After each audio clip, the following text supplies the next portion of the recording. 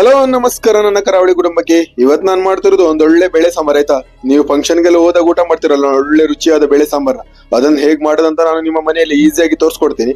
So ಇವಾಗ ಅದಕ್ಕೂ ಮೊದಲು ನನ್ನ ಚಾನೆಲ್ ಅನ್ನು ಸಬ್ಸ್ಕ್ರೈಬ್ ಮಾಡಿದ್ರೆ ಪ್ಲೀಸ್ ಸಬ್ಸ್ಕ್ರೈಬ್ ಮಾಡಿ ಆಯ್ತಾ, ಯಾಕಂದ್ರೆ ನಾನು ಯಾವುದೇ ವಿಡಿಯೋ ಅಪ್ಡೇಟ್ ಮಾಡಿದ್ರು ಮೊದಲೇ ವಿಡಿಯೋ ಅಪ್ಡೇಟ್ ನಿಮಗೆ ಬರತ್ತಂತ ಅಷ್ಟೇ. ಸೊ ಇವಾಗ ನಾನು ಆ ಬೇಳೆ ಸಾಂಬಾರ್ನ ಹೇಗ್ ಮಾಡೋದಂತ ಮತ್ತೆ ಏನೆಲ್ಲ ಸಾಮಗ್ರಿ ಬೇಕೆನ್ನುವುದನ್ನು ಈಸಿಯಾಗಿ ವಿಡಿಯೋದಲ್ಲಿ ತೋರಿಸ್ತೀನಿ. ಸ್ಕಿಪ್ ಮಾಡದೆ ಕೊನೆಯವರೆಗೂ ನೋಡಿ. ನಾನು ಇವಾಗ ಈ ಬೇಳೆ ಸಾಂಬಾರ್ನ ಮಾಡ್ಲಿಕ್ಕೆ ಒಂದು ಕುಕ್ಕರ್ಗೆ ಒಂದು 3/4 ಕಪ್ ಆಗುವಷ್ಟು ತೊಗರಿ ಬೇಳೆನ ತಗೊಂಡು ಅದನ್ನ ಚೆನ್ನಾಗಿ ಕರಗಿಸ್ಬಿಟ್ಟು ಪೇಸ್ಟ್ ನ ಮಾಡ್ಕೊಂಡು ಒಂದು ಸೈಡ್ ಅಲ್ಲಿ ಎತ್ತಿಟ್ಕೊಳ್ತೀನಿ ಆಯ್ತಾ. ಸೊ ಇವಾಗ ನಾವು ಬೇಳೆ ಸಾಂಬಾರ್ ಮಾಡ್ಲಿಕ್ಕೆ ಸ್ವಲ್ಪ ಮಸಾಲೆ ಬೇಕಲ್ಲ. ಸೊ ಅದಕ್ಕೆ ಈಗ ಒಂದು ಪ್ಯಾನ್ಗೆ ಒಂದು 2 ಟೇಬಲ್ ಸ್ಪೂನ್ ಆಗುವಷ್ಟು ಉದ್ದಿನ ಬೇಳೆ, ಇನ್ನ ಒಂದು 3 ರಿಂದ 4 ಟೇಬಲ್ ಸ್ಪೂನ್ ಆಗುವಷ್ಟು ಎಣ್ಣೆನ ಹಾಕ್ಬಿಟ್ಟು ಚೆನ್ನಾಗಿ ಹುರ್ಕೊಳ್ಳಿ ಆಯ್ತಾ. ಯಾವ್ದೇ ಕಾರಣಕ್ಕೂ ಬೇಳೆನ ಸೀದ್ಸಾಕಿ ಹೋಗ್ಬೇಡಿ, ಸೀದ್ಸಾಕ್ ಹೋದ್ರಷ್ಟೇ ನಿಮ್ ಬೇಳೆ ಸಾಂಬಾರ್ ಫೇಲ್. ಸೊ ಇವಾಗ ಇದನ್ನ ಉದ್ದಿನ ಬೇಳೆನ ಈ ತರ ನೀವು ಸ್ವಲ್ಪ ಹುರಿದುಕೊಂಡು ಇದಕ್ಕೆ ಒಂದು ಅರ್ಧ ಟೇಬಲ್ ಸ್ಪೂನ್ ಆಗುವಷ್ಟು ಮೆಂತೆನ ಹಾಕ್ಬಿಟ್ಟು ನಾನು ರೋಸ್ಟ್ ಮಾಡ್ತಾ ಇದ್ದೀನಿ. ಈಗ ಅದಕ್ಕೆ ಒಂದು ಅರ್ಧ ಹಿಡಿ ಆಗುವಷ್ಟು ಕರಿಬೇವಿನ ಸೊಪ್ಪನ್ನ ಹಾಕೊಂತಿದ್ದೀನಿ. ಕರಿಬೇವಿನ ಸೊಪ್ಪು ಒಂದ್ ಸ್ವಲ್ಪ ಜಾಸ್ತಿನೇ ಹಾಕ್ತಿದ್ದೀನಿ, ಏನಕ್ಕಂದ್ರೆ ಈ ಸಾಂಬಾರ್ಗೆ ಕರಿಬೇವಿನ ಸೊಪ್ಪು ಜಾಸ್ತಿ ಹಾಕ್ರಿ ಚೆನ್ನಾಗಿ ಬರುತ್ತೆ. ಸೊ ಇದನ್ನ ಸ್ವಲ್ಪ ರೋಸ್ಟ್ ಮಾಡಿ ಹಸಿ ಸ್ಮೆಲ್ ಎಲ್ಲ ಹೋಗ್ಲಿ ಆಯ್ತಾ. ಸೊ ಇವಾಗ ನೀವು ಒಂದು 2 ಟೇಬಲ್ ಸ್ಪೂನ್ ಆಗುವಷ್ಟು ಧನಿಯಾ ಬೀಜ ಅಂದ್ರೆ ಗೊತ್ತಲ್ಲ ಕೊತ್ತಂಬರಿ ಕಾಳನ್ನ ಹಾಕೊಂಡು ಚೆನ್ನಾಗಿ ರೋಸ್ಟ್ ಮಾಡಿ ಅದಕ್ಕೆ ಒಂದು ಅರ್ಧ ಟೇಬಲ್ ಸ್ಪೂನ್ ಆಗುವಷ್ಟು ಜೀರಿಗೆನೂ ಸಹ ಆಡ್ ಮಾಡಿ ಆಯ್ತಾ. ಇದನ್ನ ಎರಡನ್ನ ಹಾಕ್ಬಿಟ್ಟು ಚೆನ್ನಾಗಿ ರೋಸ್ಟ್ ಮಾಡಿ, ಏನಂದ್ರೆ ರೋಸ್ಟ್ ಮಾಡೋತ್ತಿಗೆ ಗಮ ಸ್ಮೆಲ್ ಹಾಗೆ ಬರ್ತಾ ಇರ್ಬೇಕು. ಸೊ ಇವಾಗ ಒಂದು 4 ಬ್ಯಾಡಿಗೆ ಮೆಣಸಿನಕಾಯಿ ಸಹ ಆಡ್ ಮಾಡ್ತಾ ಇದ್ದೀನಿ, 4 ರಿಂದ 6. ಇದಕ್ಕೆ ಜಾಸ್ತಿ ಸ್ಪೈಸಿ ಬೇಡಲ್ಲ ಸೊ ಬೇಳೆ ಸಾಂಬಾರಿಗೆಲ್ಲ, ಅದಕ್ಕೆ ಒಂದು 5 ರಿಂದ 6 ಬ್ಯಾಡಿಗೆ ಮೆಣಸಿನಕಾಯಿ ಇದ್ರೆ ಸಾಕು.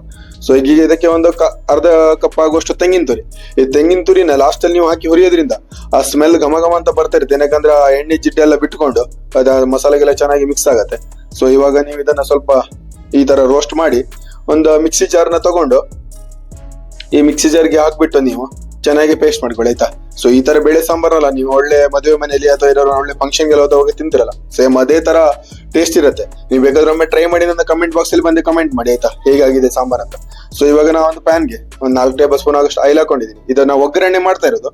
ಈಗ ಇದಕ್ಕೆ ಒಂದು ಅರ್ಧ ಟೇಬಲ್ ಸ್ಪೂನ್ ಆಗುವಷ್ಟು ಸಾಸಿವೆ ಹಾಗೂ ಒಂದು ಅರ್ಧ ಟೇಬಲ್ ಸ್ಪೂನ್ ಆಗುವಷ್ಟು ಜೀರಿಗೆನ ಹಾಕೊಂಡು ಇದಕ್ಕೆ ಒಗ್ಗರಣೆ ಕೊಡೋದು. ಈಗ ಇದಕ್ಕೆ ಒಂದು ಸ್ವಲ್ಪ ಕರಿಬೇವಿನ ಸೊಪ್ಪು ಒಗ್ಗರಣೆಗೆ ಎಷ್ಟು ಬೇಕೋ ಅಷ್ಟು ಹಾಕೊಳ್ಳಿ. ಈಗ ಅದಕ್ಕೆ ಒಂದು 4 ಬೆಳ್ಳುಳ್ಳಿನ ಜಜ್ಬಿಟ್ಟು ಹಾಕೋತಾ ಇದ್ದೀನಿ. ಇವಾಗ ಬೆಳ್ಳುಳ್ಳಿನ ಜಜ್ಬಿಟ್ಟು ಹಾಕ್ಬಿಟ್ಟು ಚೆನ್ನಾಗಿ ಇದನ್ನ ಫ್ರೈ ಮಾಡ್ಕೊಳ್ಳಿ, ಏನಕ್ಕಂದ್ರೆ ಒಗ್ಗರಣೆ ಘಮ ಘಮ ಅಂತ ಚೆನ್ನಾಗಿ ಬರ್ಬೇಕಲ್ಲ. ಈಗ ಒಗ್ಗರಣೆ ಘಮ ಬರ್ಬೇಕಂದ್ರೆ ಸ್ವಲ್ಪ ಒಣಮೆಣಸಿನಕಾಯಿ ಹಾಕ್ಬಿಟ್ಟು ಇದಕ್ಕೆ ರೋಸ್ಟ್ ಮಾಡಿ. ನೀವು ಯಾವುದೇ ಕಾರಣಕ್ಕೂ ಯಾವುದೇ ಐಟಮ್ನ ಸೀದ್ಸಕ್ ಹೋಗ್ಬೇಡಿ ಆಯ್ತಾ, ಸೀದ್ಸರಷ್ಟೇ ಸಾಂಬಾರ್ ಚೆನ್ನಾಗಿ ಬರಲ್ಲ. ಸೊ ಈಗ ಇದು ಚೆನ್ನಾಗಿ ಫ್ರೈ ಮಾಡಾದ ನಂತರ ಈಗ ಇದಕ್ಕೆ ಸ್ವಲ್ಪ ಹಸಿಮೆಣಸಿನಕಾಯಿ ಸಹ ಆಡ್ ಮಾಡ್ತಾ ಇದ್ದೀನಿ. ನೀವು ಬೇಕಿದ್ರೆ ಸ್ಪೈಸಿಗೆ ನಾನು ಸ್ವಲ್ಪ ಆಡ್ ಮಾಡ್ಬೋದು, ನೋ ಪ್ರಾಬ್ಲಮ್. ಸೊ ಈಗ ಇದಕ್ಕೆ ನಾನು ಲಾಸ್ಟ್ ಅಲ್ಲಿ ಒಗ್ಗರಣೆ ಮುಗೀತು, ಇದಕ್ಕೆ ಒಂದು ಟೊಮೆಟೊನ ಚೆನ್ನಾಗಿ ಹೆಚ್ಚಿಬಿಟ್ಟು ಹಾಕೊಂತ ಇದ್ದೀನಿ. ಈ ಟೊಮೆಟೊನ ಚೆನ್ನಾಗಿ ಫ್ರೈ ಮಾಡಿ, ಯಾಕಂದ್ರೆ ಈ ಟೊಮೆಟೊ ಕರಗುವರೆಗೆ ನೀವು ಫ್ರೈ ಮಾಡ್ಕೋಬೇಕು. ಈಗ ಅದಕ್ಕೆ ಮಿಡ್ಲಲ್ಲಿ ಸ್ವಲ್ಪ ಒಂದು ಅರ್ಧ ಟೇಬಲ್ ಸ್ಪೂನ್ ಆಗುವಷ್ಟು ಹಳದಿ ಪೌಡ್ರು ಹಾಗೆ ಹಿಂಗ್ ಆಯ್ತಾ. ಹಿಂಗ್ ನೀವು ಒಂದು 1/4 ಟೇಬಲ್ ಸ್ಪೂನ್ ಆಗುವಷ್ಟು ಆಡ್ ಮಾಡಿ. ಇದು ಪೌಡರ್ನ ಆಡ್ ಮಾಡ್ತಾ ಇದೀನಿ ನಾ ಇಲ್ಲಿ. ನಿಮ್ಗೆ ಹಿಂಗು ಸ್ವಲ್ಪ ಗಟ್ಟಿನ ಬರುತ್ತೆ, ಅದನ್ನ ಲೋಟದಲ್ಲಿ ಹಾಕಿ ನೀರ್ ಮಾಡಿ ಹಾಕೋಬಹುದು, ಏನು ಪ್ರಾಬ್ಲಮ್ ಇಲ್ಲ. ನೀವು ಯಾವ್ದು ಬೇಕಾ ಹಿಂಗನ್ನ ಹಾಕಿ. ಸೊ ಇವಾಗ ಇದನ್ನ ಚೆನ್ನಾಗಿ ಫ್ರೈ ಮಾಡಿ ನೋಡಿ ಎಷ್ಟು ಕರೆಕ್ಟ್ ಅಂತ. ಈಗ ಇದಕ್ಕೆ ನಾನೊಂದು 1/4 ಕಪ್ ಆಗುವಷ್ಟು ವಾಟರ್ನ ಆಡ್ ಮಾಡ್ತಾ ಇದ್ದೀನಿ, ಯಾಕಂದ್ರೆ ಸ್ವಲ್ಪ ಟೊಮೆಟೊ ಮತ್ತೆ ಇದಕ್ಕೆ ನಾನು ಇನ್ನೊಂದು ಸ್ವಲ್ಪ ನುಗ್ಗೆಕಾಯಿ ಸಹ ಆಡ್ ಮಾಡ್ಕೊತಾ ಇದ್ದೀನಿ ಆಯ್ತಾ. ಅದು ಈಗ ಸ್ವಲ್ಪ ಬಾಯ್ಲ್ ಆಗ್ಲಿ ಅಂತ, ಅಂದ್ರೆ ನುಗ್ಗೆಕಾಯಿ ಬೇಯ್ಲಿ ಅಂತ ನಾ ಇದಕ್ಕೆ ಒಂದು 1/2 ಕಪ್ ನೀರ್ ಹಾಕುವಷ್ಟಿಗೆ ಬೇಕಾಗ್ತಾ ಇರೋದು. ರುಚಿಗೆ ತಕ್ಕಷ್ಟು ಉಪ್ಪನ್ನು ಹಾಕಿ ಇದನ್ನ ಒಂದು ಲಿಟ್ನ ಮುಚ್ಚಿ ಒಂದು ಕುದಿ ಬರುವವರೆಗೆ ಇಡಿ, ಏನಕ್ಕಂದ್ರೆ ನುಗ್ಗೆಕಾಯಿ ನಮ್ಗೆ ಬಾಯ್ಲ್ ಆಗ್ಬೇಕಲ್ಲ. ಸೊ ಇವಾಗ ನಾನಿದೆ ಹಾಕಿಟ್ಟಂತ ನುಗ್ಗೆಕಾಯಿಗೆ ಒಳ್ಳೆ ಬಾಯ್ಲ್ ಬೆಂತು. ಈಗ ಬೆಂದಿದ್ದಕ್ಕೆ ನಾನು ಒಂದು ತೊಗರಿ ಬೇಳೆನ ನೀರ್ ಮಾಡಿ ಇಟ್ಟಿದ್ನಲ್ಲ, ಅವಾಗಲೇ ಫಸ್ಟ್ ಅಲ್ಲಿ ನಿಮ್ಗೆ ತೋರಿಸಿದ್ದೀನಿ ತೊಗರಿ ಬೇಳೆನ ಪೇಸ್ಟ್ ಮಾಡ್ಕೊಳ್ಳೋಕೆ ಕುಕ್ಕರ್ ಇಟ್ಕೊಂಡಿದ್ದೆ. ಸೊ ಅದೇ ಪೇಸ್ಟ್ ನ ಆಡ್ ಮಾಡಿದ್ದು. ಸೊ ಇವಾಗ ಇದಕ್ಕೆ ಮಸಾಲಾ ಪೇಸ್ಟ್ ಆಲ್ರೆಡಿ ನಾನು ಏನೇನ್ ಮಸಾಲಾ ಹಾಕಿ ಹುರ್ಕೊಂಡಿದ್ದೆ ಅಂತೆಲ್ಲ ನಿಮ್ಗೆ ಅಲ್ಲಿ ತೋರಿಸಿದ್ದೀನಿ ಫಸ್ಟ್ ಅಲ್ಲಿ. ಸೊ ಅದೇ ಮಸಾಲಾ ಪೇಸ್ಟ್ ಸಹ ಇದಕ್ಕೆ ಇಲ್ಲಿ ಆಡ್ ಮಾಡಿದ್ದು. ಇದಕ್ಕೆ ನೀವು ಎಷ್ಟು ನೀರ್ ಬೇಕೋ ಅಷ್ಟು ಹಾಕಿ, ಯಾಕಂದ್ರೆ ಅಲ್ಲಿ ಒಂದು 7 ಜನಕ್ಕೆ ಬರುವಷ್ಟು ನೀರ್ನ ಹಾಕ್ತಾ ಇರೋದು. ನಾನೀಗ ಮಸಾಲ ಐಟಮ್ ಇದು ಏನೇನು ಸಾಮಗ್ರಿ ತೋರಿಸ್ನ ಅದನ್ನ ಸಹ ಒಂದು 6 ರಿಂದ 7 ಜನಕ್ಕೆ ಅಡಿಗೆ ಬರುವಂತದ್ದು. ನೀವು ಜಾಸ್ತಿ ಬೇಕಂದ್ರೆ ಇನ್ನ ಸ್ವಲ್ಪ ಐಟಮ್ನ ಡಬಲ್ ಮಾಡ್ತಾ ಹೋಗಿ ಅಷ್ಟೇ. ಸೊ ನಾವು ರುಚಿಗೆ ತಕ್ಕಷ್ಟು ಉಪ್ಪನ್ನ ಆಡ್ ಮಾಡಿ ಒಂದು 3 ಟೇಬಲ್ ಸ್ಪೂನ್ ಆಗುವಷ್ಟು ಹುಣಸೆ ಹಣ್ಣು ರಸನ ಆಡ್ ಮಾಡ್ತಾ ಇದೀನಿ ನೋಡಿ. ಈ 3 ಟೇಬಲ್ ಸ್ಪೂನ್ ಆಗುವಷ್ಟು ಹುಣಸೆ ಹಣ್ಣು ರಸಕ್ಕೆ ಒಂದು 3 ಟೇಬಲ್ ಸ್ಪೂನ್ ಆಗುವಷ್ಟು ಬೆಲ್ಲನೂ ಸಹ ಆಡ್ ಮಾಡಿ. ಈ ಬೆಲ್ಲ ಮತ್ತೆ ಹುಣಸೆ ಹಣ್ಣು ರಸ ಹಾಕಿರೋದ್ರಿಂದ ನಾವು ಆಲ್ರೆಡಿ ಸ್ವಲ್ಪ ಬ್ಯಾಡಿಗೆ ಮೆಣಸಿನಕಾಯಿ ಸಹ ಹಾಕಿದೀವಲ್ಲ, ಆ ಖಾರ ಹುಳಿ ಸ್ವೀಟ್ ಎಲ್ಲ ಸೇರಿ ಸಾಂಬಾರ್ ಮಾತ್ರ ನೆಕ್ಸ್ಟ್ ಲೆವೆಲ್ ಅಲ್ಲಿ ಬರುತ್ತೆ. ಇದಕ್ಕೆ ನೀವು ಇದೇ ರೀತಿಯ ಸಾಂಬಾರ್ನ ನೀವು ನಿಮ್ಮ ಮನೆಯಲ್ಲಿ ಮಾಡಿ, ನಿಮ್ಮ ಫ್ಯಾಮಿಲಿ ಫ್ರೆಂಡ್ಸ್ಗೂ ಶೇರ್ ಮಾಡಿ ಆಯ್ತಾ, ಹೇಗಾಗಿದೆ ಅಂತ ಒಮ್ಮೆ ಕಮೆಂಟ್ ಮಾಡಿ.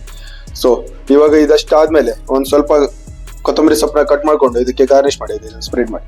ಸೊ ಈ ಕೊತ್ತಂಬರಿ ಸೊಪ್ಪು ಹಾಕಿದ್ಮೇಲೆ ಇದೆಯಲ್ಲ ಈ ಸಾಂಬಾರ್ ಒಂದು ಕುದಿ ಬಂದ್ಮೇಲೆ ನೀವು ಇದನ್ನ ರೈಸ್ ಜೊತೆ ಹಾಕಿ ಊಟ ಮಾಡ್ತಿದ್ರೆ ನಿಮ್ಗೆ ಹೊಟ್ಟೆ ತುಂಬಿದೆ ಗೊತ್ತಾಗಲ್ಲ. ಸೊ ಅಷ್ಟು ಚೆನ್ನಾಗಿ ಬರುತ್ತೆ ಸಾಂಬಾರ್ ಮಾತ್ರ.